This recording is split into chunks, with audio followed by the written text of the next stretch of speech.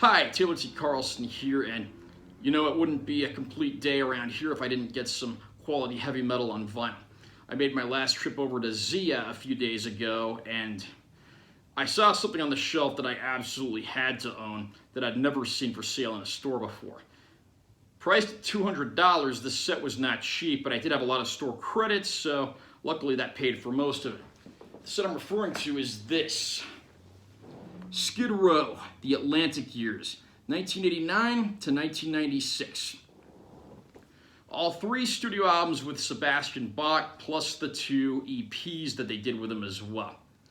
I'm going to do an unboxing of this set. I'm going to share my opinions here, and I'll let you know if this is worth owning if you're a Skid Row fan and a vinyl fan. So, nice close-up of the band's logo on the front there. There's also a hype sticker that was on the shrink wrap, and I'll share the text to that. Skid Row, The Atlantic Years, 1989 to 1996. 180-gram audiophile vinyl, 7 LPs, including Skid Row's multi-million selling, worldwide charting first 3 studio albums, plus the B-side Ourselves EP, and first time on vinyl for Japan only live EP, Subhuman Beings on Tour. We come around to the back, it has pictures of the releases that are included here. Slave to the Grind and Subhuman Race are split across 2 records. The other releases in here are all 1 record.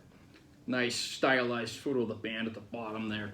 So the releases we get here are 1989 self-titled Skid Row debut album, 1991 Slave to the Grind, presented in its original uncut version, the B-side Ourselves EPs, which consists of 5 cover songs, Subhuman Race, their 3rd studio album from 1995, and the Subhuman Beings on Tour EP. This is the first time this has been released on vinyl. I'm not even sure if this was released on CD outside of Japan. And we look at the side of the box here. We have our LPs, and those look very nice. So we'll start taking those out, doing our unboxing. We got a lot to go through naturally. First up, we have the 1989 self-titled album. Their most successful and my personal favorite of the bunch. Every song here is an instant classic. Back cover got the track list, old school photo of the band there. Produced by Michael Wagner, one of the best producers in the business. I mean, so many classics on this album. Big Guns, Sweet Little Sister, Can't Stand the Heartache, Piece of Me, 18 in Life, Rattlesnake Shake, Youth Gone Wild, Here I Am, Making a Mess, I Remember You, Midnight Tornado. Every one of those songs is a hit to some extent. I mean, this album was hugely successful and one of my favorite classic hard rock and heavy metal albums of all time. There is a liner note sheet in here that has lyrics, so I appreciate that they included that in here. And we have our actual record in here. The records are just plain black vinyl, not really any huge surprises there, but one thing I do like is that they actually made, custom labels for each of these. They don't just have that generic old Atlantic label like my release of their first album that I previously owned had, so that's very cool. Moving on down the list. Their second album, Slave to the Grind, came out 2 years later in 1991. The artwork for this album was actually done by Sebastian Bach's father. There's our spine text right there. Here's the track list. This is the original uncut version, which includes the song Get the F*** Out, which was removed from the subsequent pressings of the album and replaced with a song called Beggar's Day. And again, a lot of big hits on this album as well. Monkey Business, the title track, Quicksand Jesus, Psycho Love, Living on a Chain Gang, Wasted Time, and a lot of great deep tracks in the process too. Full artwork in the inner gatefold. That is absolutely beautiful. I love how that works, and I'm glad they really did this artwork justice for this release. And as with the first album and all the other albums in here, the records themselves are just in these plain white sleeves. Disappointing they're not even the anti-static sleeves, but again, they still have the custom labels for each one, so those look very nice with that nice big Skid Row logo there. So let's take a look now and see what we got in here for liner notes. Again, you got a sheet with lyrics and credits here, and you got like profile pictures of the band there. So again, that's a very nice looking package right there. And like I said, this album is actually split across 2 LPs. I'm not going to take out the other one because they pretty much look the same. Next up, we have the B-Side Ourselves EP. This was released between Slave to the Grind and Subhuman Race. And this is all cover songs. Here's the back cover. And this one features guest appearances from Tame Me Down and Faster Pussycat and Rob Halford of Judas Priest. The songs on here are Psychotherapy, originally by the Ramones, Come On and Love Me, originally by Kiss, Delivering the Goods, originally by Judas Priest, What You're Doing, originally by Rush, and Little Wing, originally by Jimi Hendrix. That's a pretty nice lineup. It's only 5 songs, but they're 5 killer songs done up by Skid Row, as only they can do.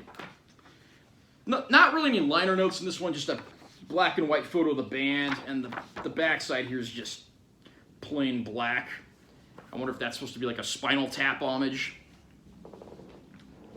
Skid Row's 3rd studio album, and the final one to feature Sebastian Bach, was Subhuman Race. This album, they ditched producer Michael Wagner and went with Bob Rock, who was the man who thrust Metallica into the mainstream. He also did work with bands like, Motley Crue, Blue Murder. One of the best in the business, though admittedly his production on this album really isn't the best. Some of these tracks were actually remixed when they were included on the 40 Seasons Best of Skid Row package. And one disappointment with this part of the box set, this is not a gatefold. They just put 2 record sleeves inside of here and made this slightly wider. I really wish they'd given this one a gatefold. It's just kind of disappointing they didn't. Here's the liner notes. Great photo of the band there, and then you get your lyrics and more artwork on the back. And once again, of course, we do have those, stylized custom labels for each record, and those look very nice. And we just have one more release to look at, and that is the Subhuman Beings on Tour EP. Again, first time on vinyl for this one, and I'm not sure that it was officially ever released outside of Japan, but this was the final release the band put out with Sebastian Bach, not including things like compilations. Only 6 songs here, but you get a nice mix of stuff on here. This I really like. They even included like a replica of what I assume is the original Japanese liner notes. And if you flip this over, it's even got the lyrics in Japanese. Unfortunately, I don't read Japanese, so I can't really read that, but it's a very cool insert, and I like that they at least included that here. And with all the other releases, of course, we do have that nice custom label. I put the hype sticker from the shrink wrap on there because I didn't want to throw that away. So you know that I love Skid Row, and this is basically a compilation of all the albums and the 2 EPs that they recorded with Sebastian. I also want to add that Subhuman Race and Subhuman Beings on Tour both have their original secret tracks at the ends of the records still. Although at the end of Subhuman Beings on Tour, the band members do reference that you're listening to a CD, so obviously that wasn't changed. I just thought that was kind of a funny thing to mention. I mean, you get what's advertised, but unfortunately, that's all you get. There are no expanded liner notes, no booklet, no new photos. I mean, if the guys from Skid Row or Atlantic had looked me up, I gladly would have wrote liner notes for this free of charge. So unfortunately, it is a pretty bare bones set, and there's no bonus material of any kind. Unfortunately, the set is missing some of the tracks that were officially released that do have Sebastian Bach on them. It's missing the 3 remix tracks of the Subhuman Race album that were included on the 40 Seasons Best of compilations, those being the remixes of My Enemy, Into Another, and Breaking Down. Similarly, from that compilation, the demo version of Frozen is also missing. The reissue of the band's first album also included a live disc from Westminster, California in April of 1989. None of those tracks are included here, and that's a disappointment because that also included a cover of the Kiss song Cold Gin. No denying Sebastian is a huge Kiss fan. It's also missing some key songs from reissues of the Slave to the Grind album. One of the biggest issues here is that it omits the song Beggar's Day, which was included on the clean version of the album in place of the song Get the F*** Out. Similarly, it doesn't include any of the reissue bonus tracks from Slave to the Grind, including the cover of the Sex Pistols song Holidays in the Sun. It's also missing the 2 unreleased demo tracks that appeared on the 40 Seasons compilation as well. Forever and Fire in the Hole. The $200 price tag I think is a little steep. However, if you do the math and you break the records down and you're looking at about 7 records here for a total of $200, it actually doesn't break down too bad considering what you'll pay for individual records in this day and age. No word if these records released in here will ever get individual releases. I do know that there have been some reissues of the first 2 albums. I don't know about anything else in this set though.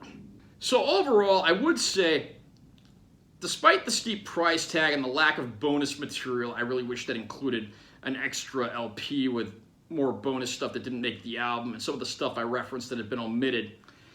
I do give this a recommendation overall, despite the flaws. Again, I got mine with mostly store credit over at Zia out here in Vegas, so because of that, I can't really complain too much. These are some of the greatest rock and roll albums ever made. Even the later stuff that tends to get neglected still has its highlights. I'm not going to turn this into a review for the songs and the albums, because those have been reviewed countless times on many sites, but Skid Row fans who want all this stuff in one convenient place won't be disappointed. Though you might still want to buy the CD of 40 Seasons, the best of Skid Row, to get some of those tracks that were left out of here. Are you a Skid Row fan? Have you picked up this box set yet? Comment down below and let me know what you think. Also, remember to subscribe to this channel for more content because I'm always posting new videos. And make sure you give this one a like if you found it helpful. I'm Taylor T. Carlson. See you next time.